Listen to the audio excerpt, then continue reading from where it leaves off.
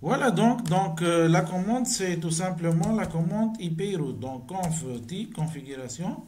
Donc IP route, on écrit IP route, c'est-à-dire pour aller au réseau 192.168.3.0, il faut passer qui admet le masque 255.255.255.0, il faut passer par l'adresse 192.168.4.2. C'est-à-dire, si tu veux envoyer à ce réseau, si tu peux atteindre ce réseau, il faut passer par cette interface. Est-ce que le routeur peut connaître cette adresse IP? Oui, bien sûr, il peut la connaître. Et bien sûr, normalement, ici, il va récupérer son adresse MAC. On va voir. Donc, juste, Anna, qu'est-ce qu'on a dit? On a dit, pour passer à ce réseau, pour atteindre ce réseau, on met bien sûr le masque, on doit passer par l'adresse IP de cette interface. Il y a une autre commande, on peut lui dire de passer par ce port. Donc on écrit IP route 192.168.3.0 255 255 255.0 et on met l'interface du routeur, c'est-à-dire F01. Par contre ici on n'a pas mis F01, mais on a mis l'adresse du port en face, du routeur d'en face. Donc entrée. On va voir qu'est-ce qu'il y a dans la table de routage. Donc on peut revenir en mode enable. Donc show IP route. Qu'est-ce qu'on trouve? On trouve qu'il y a une nouvelle ligne ajoutée. Donc pour aller au réseau 192.168.3.0, le masque sur 24, il faut passer par l'interface admettant l'adresse IP 192.168.4.2. Ben, ce travail, il doit être répété aussi pour ce réseau. C'est-à-dire, il faut aussi faire connaître ce routeur l'adresse qu'il y a un réseau derrière ce routeur. Parce qu'il est derrière, donc ce routeur ne peut pas le voir. Ce réseau, il est caché derrière ce routeur. Donc, il faut faire connaître ce routeur qu'il y a un réseau caché derrière ce routeur. De même, donc, qu'est-ce qu'on a fait? On a juste appris le routeur qu'il y a un réseau caché derrière ce routeur. Donc, il faut passer par cette interface pour découvrir ce routeur. Donc, normalement, ici, on peut continuer en faisant dans le mode config, IP route pour aller au réseau. Quel réseau? 192.168.2.0 dans le masque est 255 255 255.0. Il faut passer par quelle interface? Il faut passer par cette interface qui est l'interface d'adresse 168.168.4.3. Et c'est bon. Maintenant, on vérifie notre table de routage. Normalement, on a les deux réseaux qui sont directement connectés. On voit ici la lettre C. Et les deux routeurs distants, les deux réseaux distants, c'est le réseau 100.2.0, celui-là. Et il faut passer par l'interface .4.3. Et un autre réseau, 3.0, pour l'atteindre, il faut passer par cette interface. Donc, normalement, c'est bon pour la table de routage. Donc, juste ici, je dois régler l'adresse. Ici. C'est bon. Donc, si le paquet est arrivé ici, qu'est-ce que le routeur va faire? Normalement, il va consulter sa table de routage. Il va trouver quoi? Il va trouver pour arriver à ce routeur, à ce réseau, il faut passer par cette adresse. Donc, qu'est-ce qu'il va faire? Il va faire, normalement, il va changer. Est-ce qu'il va toucher les adresses IP? Non. C'est-à-dire, il faut la prendre en considération. les adresses IP source et destination, ils ne doivent pas être changées. C'est-à-dire, lorsqu'un paquet ou bien une trame circule sur le réseau, sur Internet, sur un réseau ou n'importe quel réseau, on ne touche pas les adresses IP. Qu'est-ce qu'on change? On change juste les adresses MAC. Donc, normalement, ici, l'adresse MAC, lorsque le paquet, la trame a sorti d'ici, de ce PC. Donc, on a mis l'adresse MAC de ce PC comme étant une adresse MAC source. Et l'adresse MAC destination était l'adresse MAC de ce port. Maintenant, l'adresse MAC source, ça va être quoi? Donc, on a fait l'étape. Normalement, le PC il a envoyé à ce PC, à ce routeur, à cette interface. L'interface est dit. Maintenant, cette interface va envoyer à cette interface. Donc, l'adresse IP source, l'adresse IP destination, ils vont être les mêmes. Sauf que l'adresse MAC source, normalement, ça va être l'adresse MAC de cette interface. Et l'adresse MAC destination, normalement, ça va être l'adresse MAC de cette interface. Donc, normalement, ici, les informations qui vont nous manquer, ce sont quoi? Ce sont les adresses MAC source. Normalement, ça va être cette adresse MAC. Donc, c'est facile à récupérer. Pour l'adresse MAC destination, ça va être l'adresse MAC de cette interface. Est-ce que le PC, ce routeur connaît l'adresse MAC de cette interface? Non, il ne connaît pas cette interface, cette adresse MAC. Donc, qu'est-ce qu'il va faire? Il va faire une requête ARP. Donc, une requête ARP envoyée sur le switch, vers le switch. Le switch, il ne connaît rien, il va faire une diffusion. Donc, qui va répondre? Ce routeur va répondre, il va donner son adresse MAC. Ce routeur, il va ajouter l'adresse MAC à son paquet et il va sortir normalement le paquet avec contenant les informations suivantes. Donc, contenant les informations suivantes. L'adresse IP source, donc fixe, l'adresse IP destination fixe.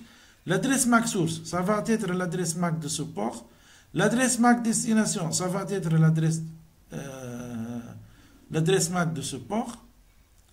Donc, normalement, le paquet il va être ici, à son arrivée à ce routeur. Qu'est-ce qu'il va faire le routeur? Il va ouvrir le paquet, il va lire les adresses IP. Il va voir que l'adresse IP source, c'est 1.2, ok? Pour l'adresse IP destination, c'est 3.4. Il va faire un logique avec son masque de ce réseau. Il va trouver qu'il s'agit de son réseau d'appartenance. Donc, est-ce qu'il va envoyer vers le routeur ou vers le default gateway? Non. Qu'est-ce qu'il va faire? Il va comprendre qu'il s'agit d'un réseau, d'un PC local. Donc, qu'est-ce qu'il va faire? Normalement, il va, comme d'habitude, garder les adresses IP source et destination et changer les adresses MAC. Donc, pour l'adresse MAC, ça va être l'adresse MAC de ce port parce que ce port va faire l'envoi, comme ça. Ce port va faire l'envoi. Donc, l'adresse MAC source, donc ça va être normalement cette adresse MAC. Désolé. Donc, cette adresse MAC. Pour l'adresse MAC destination, ça va être normalement cette adresse MAC. Mais est-ce qu'il connaît le routeur cette adresse MAC? Est-ce qu'il connaît cette adresse? Non. Donc, qu'est-ce qu'il va faire? Il doit faire un ARP. Donc, il va envoyer, il va mettre le message en attente, le message ICMP en attente. Il va envoyer une requête ARP vers le switch. Le switch va diffuser le paquet ARP sur tous les ports. Arrivant à ce PC, le PC va ouvrir et il s'agit d'une requête ARP. Il va mettre son adresse MAC.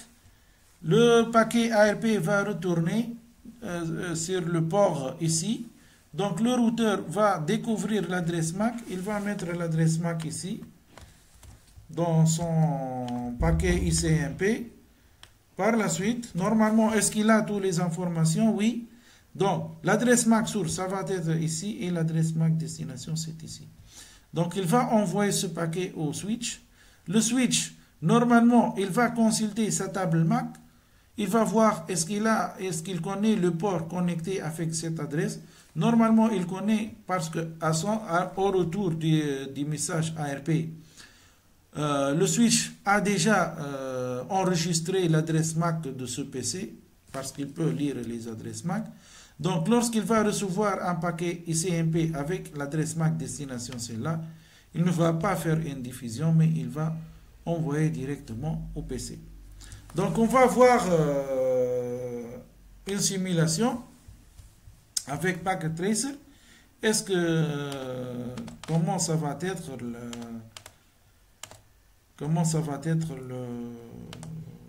le parcours? Donc, on va mettre seulement les messages. Donc, OK.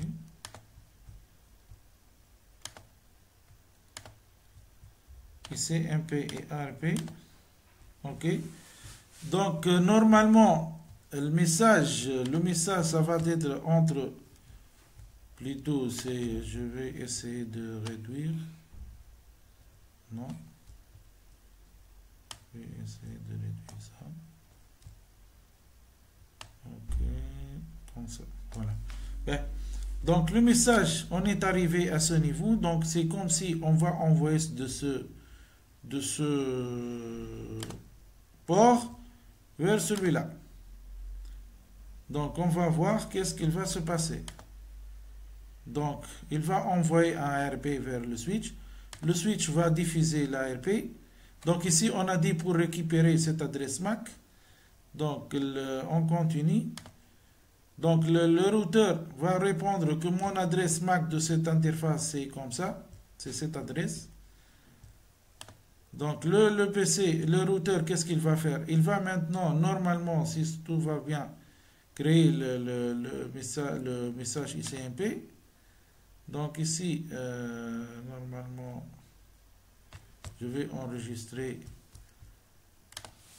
Donc, normalement, le routeur, maintenant, il va répondre, envoyer le paquet vers le routeur. Le routeur va recevoir le paquet. Normalement, qu'est-ce qu'il va faire? Normalement, on a dit qu'il va envoyer un ARP. Pourquoi? Pour chercher l'adresse MAC de ce PC. Donc, l'adresse MAC de ce PC.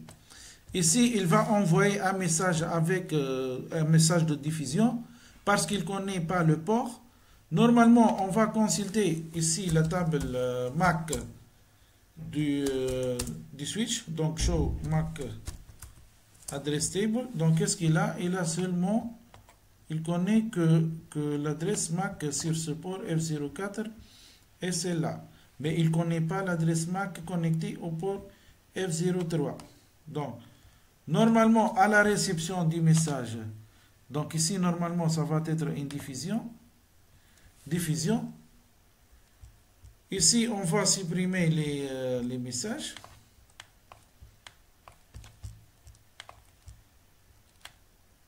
Et seulement ce PC va répondre.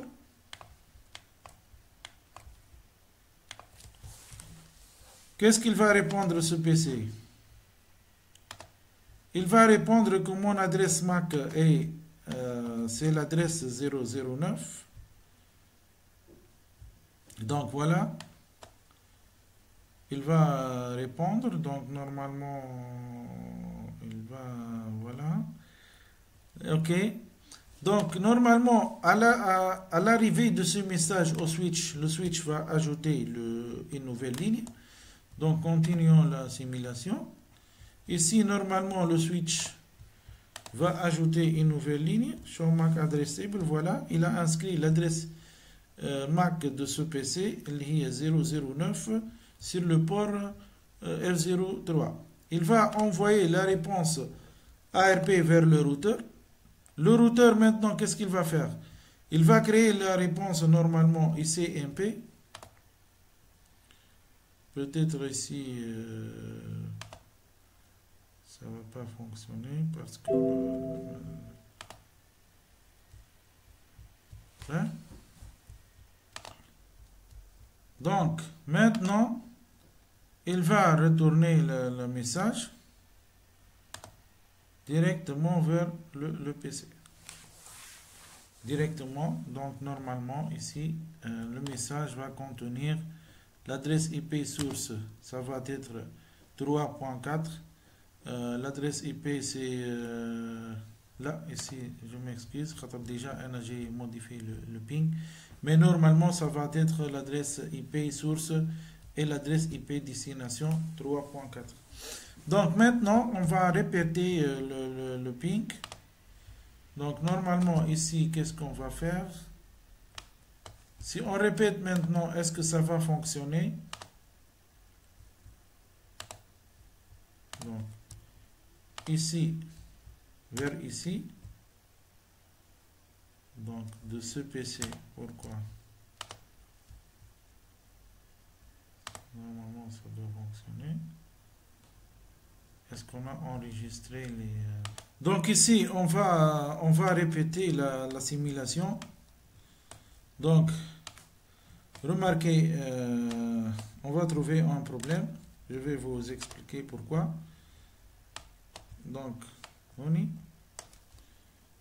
vais recommencer. Normalement, c'est bon le schéma d'aller, mais normalement, on va avoir un problème pour le schéma de retour.